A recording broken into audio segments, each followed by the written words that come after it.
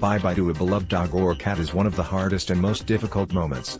But once the decision is made to practice euthanasia to a canine or feline, other questions appear. What does it consist of? Will it hurt? Can I ask the veterinarian to come home? How will it pass away?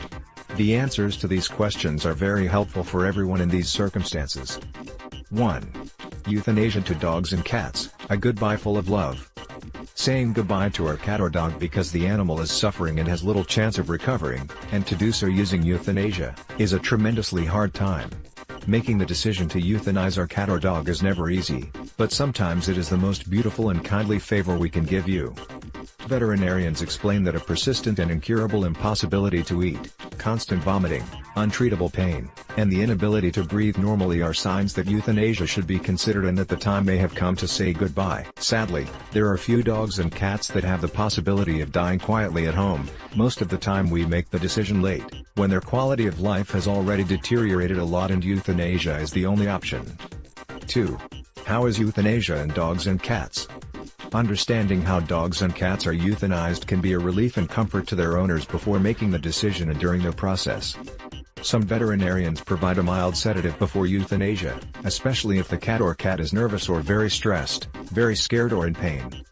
The medication for euthanasia that most veterinarians use is pentobarbital.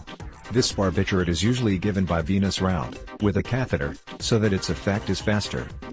The medicine of euthanasia not only makes it unconscious and stops suffering from pain, but also causes cardiovascular and respiratory arrest.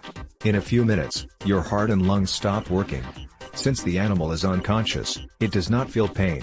Some animals die so gently during euthanasia, that even for veterinarians it is difficult to distinguish it until they confirm that the heart no longer works. When it dies, the eyes usually remain open. And, since there is complete muscle relaxation, it is normal for the cat or dog to urinate or defecate. This is something that the human family must also know, to be prepared. 3. Euthanasia to dogs and cats, in the clinic or at home? In addition, it is important to know that euthanasia of these animals can be done in the veterinary clinic.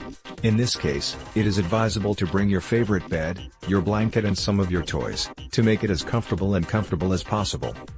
But there is also the option of asking a veterinarian to go home to practice euthanasia. Not all doctors offer this possibility, so it is important to inform yourself and confirm that this end is possible in advance. And not only that. In this way your human may or may not be present during these last moments with his four-legged friend.